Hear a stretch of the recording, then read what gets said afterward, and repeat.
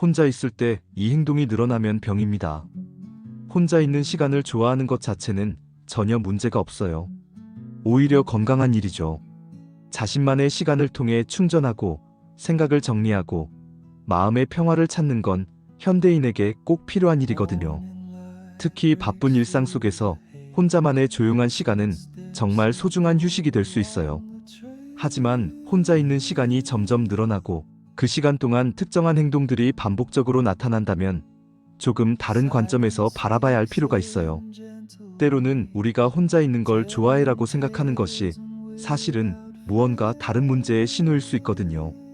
특히 코로나19 이후로 혼자 있는 시간이 많아지면서 많은 사람들이 자신도 모르게 건강하지 않은 패턴에 빠져들고 있어요. 처음에는 나는 혼자 있는 게 편해라고 생각했는데 시간이 지날수록 사람들과의 만남이 부담스러워지고 외부 활동이 귀찮아지고 점점 자신만의 세계에 갇혀가는 거죠. 중요한 건 이런 변화를 일찍 알아차리는 거예요. 내가 정말 건강하게 혼자 시간을 보내고 있는 건지 아니면 무언가 회피하거나 문제를 덮으려고 혼자 있는 건인지를 구분할 수 있어야 해요. 오늘은 혼자 있을 때 자주 나타나는 행동들 중에서 주의 깊게 봐야 할 신호들을 함께 살펴보려고 해요. 이런 행동들이 자주 반복된다면 그것은 우리 내면이 보내는 작은 경고음일 수 있어요. 미리 알아차리고 적절히 대처한다면 더 건강한 혼자 시간을 만들어갈 수 있을 거예요. 여기서 잠시만요. 여러분의 구독과 좋아요는 큰 힘이 됩니다. 소중한 응원 부탁드려요. 첫째, 감정을 달래기 위한 무분별한 식사. 혼자 있을 때 자꾸 뭔가를 먹게 되시나요? 배가 고파서가 아니라 그냥 입이 심심해서 또는 뭔가 허전한 마음을 달래기 위해서 계속 음식을 찾게 되는 거라면 주의해야 해요. 이런 패턴은 보통 냉장고 앞에서 시작돼요. 특별히 먹고 싶은 게 있는 것도 아닌데 냉장고 문을 열어보고 마땅한 게 없으면 편의점에 가서 과자나 아이스크림을 사오게 되죠. 그리고 TV를 보거나 핸드폰을 만지작거리면서 무의식적으로 먹게 되는 거예요. 문제는 이런 식사가 실제로는 배고픔을 해결하는 게 아니라 감정적인 공허감을 달래려는 시도라는 거예요. 외롭거나 불안하거나 스트레스를 받을 때 음식을 통해 일시적인 위안을 얻으려고 하는 거죠. 마치 어린 시절 울 때 사탕을 주면 울음을 그치는 것과 비슷한 심리예요. 특히 단 음식이나 자극적인 음식을 찾게 되는 경우가 많아요. 초콜릿, 아이스크림, 매운 라면, 치킨 같은 것들 말이에요. 이런 음식들을 먹을 때는 일시적으로 기분이 좋아지지만 먹고 나면 죄책감이나 후회가 밀려오기도 해요. 더 심각한 건 이런 패턴이 반복되면서 체중이 늘거나 건강에 문제가 생길 수 있다는 거예요. 그리고 정작 근본적인 감정 문제는 해결되지 않은 채로 남아있게 되죠. 만약 자신이 감정적으로 먹고 있다는 걸 알아차렸다면 먹기 전에 잠깐 멈춰서 지금 정말 배가 고픈가? 아니면 다른 감정 때문인가? 하고 스스로에게 물어보세요. 그리고 음식 대신 다른 방법으로 그 감정을 달랠 수 있는 방법을 찾아보는 것도 좋아요. 둘째, 현실 도피를 위한 끝없는 스크롤링. 혼자 있을 때 스마트폰을 손에서 놓을 수 없게 되는 경험 해보신 적 있으신가요? 특별히 할 일이 있는 것도 아닌데 계속 핸드폰을 만지작거리면서 시간을 보내게 되는 거 말이에요. SNS를 끝없이 스크롤하면서 다른 사람들의 일상을 구경하거나 유튜브 영상을 의미 없이 계속 시청하거나 온라인 쇼핑몰을 돌아다니면서 살 것도 없는데 계속 둘러보는 행동들이 여기에 해당해요. 이런 행동의 문제는 진짜 휴식이나 충전이 되지 않는다는 거예요. 몇 시간을 핸드폰을 보고 있어도 정작 머릿속은 더 피곤해지고 마음은 더 공허해지는 느낌이 들거든요. 마치 정크푸드를 먹는 것처럼 순간적인 자극은 있지만 실제로는 영향이 되지 않는 거예요. 더 심각한 건 이런 행동이 현실을 피하려는 무의식적인 시도일 수 있다는 거예요. 해야 할 일이 있는데 하기 싫어서 또는 마주하고 싶지 않은 감정이나 생각이 있어서 계속 다른 것에 주의를 분산시키려고 하는 거죠. 특히 밤에 잠자리에 누워서도 계속 핸드폰을 보게 되는 경우가 많아요.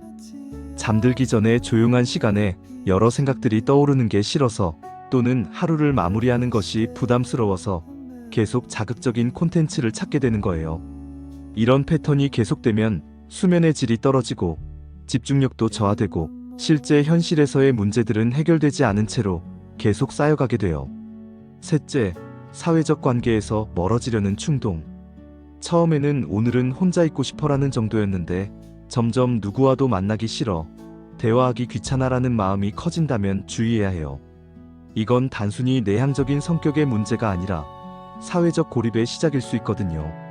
친구들의 연락이 와도 답하기 싫어지고, 약속을 잡자는 제안에도 핑계를 대며 피하게 되고, 심지어 가족과의 대화조차 부담스러워하게 되는 거예요.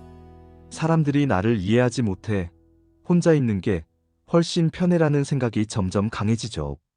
문제는 이런 상태가 지속되면 사회적 기능이 점점 떨어진다는 거예요. 사람들과 대화하는 것이 어색해지고, 새로운 환경에 적응하는 것이 어려워지고, 결국에는 정말로 혼자가 아니면 안 되는 상황이 만들어져요. 또한 다른 사람들을 만날 때 필요 이상으로 예민해지기도 해요. 상대방의 말 한마디, 표정 하나에도 나를 판단하고 있는 건 아닐까? 내가 이상하게 보이는 건 아닐까? 하는 걱정이 들면서 더욱 사람들을 피하게 되는 악순환이 반복되죠. 가끔씩 혼자 있고 싶은 마음이 드는 건 자연스러운 일이에요. 하지만 그것이 전체적인 사회관계를 포기하려는 충동으로 이어진다면 주의 깊게 살펴봐야 해요. 넷째, 감정의 롤러코스터와 무기력의 늪. 혼자 있을 때 감정 기복이 심해지는 것도 주의해야 할 신호 중 하나예요. 아무 이유 없이 갑자기 우울해지거나, 사소한 일에도 크게 화가 나거나, 반대로 아무것도 느껴지지 않는 무감각 상태가 되기도 하는 거죠. 특히 무기력감이 심해지는 경우가 많아요. 뭘 해도 의미 없어, 어차피 안 될 거야, 나는 원래 이런 사람이야 같은 부정적인 생각들이 머릿속을 가득 채우게 되는 거예요. 그러면서 정말 간단한 일조차 하기 어려워져요. 예를 들어 설거지를 하거나 방을 정리하는 것 같은 기본적인 일상 관리조차 귀찮아지고, 나중에 해야지 하면서 계속 미루게 되는 거예요. 그러면 주변 환경도 점점 어수선해지고, 그것이 또 마음에 부담이 되는 악순환이 만들어져요. 또한 평소에 좋아하던 취미나 활동에도 흥미를 잃게 되는 경우가 많아요. 예전에는 재미있었는데 이제는 별로야, 뭔가 다 시시해하는 마음이 들면서 점점 아무것도 하지 않게 되는 거죠. 이런 상태는 정서적 에너지가 고갈된 상태라고 볼 수 있어요. 마치 핸드폰 배터리가 떨어진 것처럼 감정을 느끼고 표현하고 조절하는 에너지가 부족해진 거예요. 혼자 있는 것 자체가 문제는 아니에요. 중요한 건 그 시간을 어떻게 보내느냐 하는 거죠. 건강한 혼자 시간은 자신을 돌보고 충전하는 시간이에요. 좋아하는 책을 읽거나, 음악을 듣거나, 운동을 하거나, 취미 활동을 하면서 진정한 휴식과 만족감을 얻는 거죠. 그리고 이런 시간을 보낸 후에는 오히려 다른 사람들과 만나고 싶은 마음이 들기도 해요. 반면에 문제가 되는 고립은 회피와 도피의 성격이 강해요. 현실의 문제들, 인간관계의 어려움, 내면의 불안감 등을 피하기 위해 혼자 있게 되는 거죠. 이런 시간은 진정한 휴식이 되지 못하고 오히려 더 큰 공허감과 우울감을 만들어내요. 이상 신호를 발견했다면, 만약 위에서 말한 행동들이 자신에게서 자주 나타난다면 그것은 마음이 보내는 작은 경고 신호일 수 있어요. 이럴 때는 혼자서 해결하려고 하지 말고 적절한 도움을 받는 것이 중요해요. 먼저 가까운 친구나 가족과 솔직하게 대화해 보세요.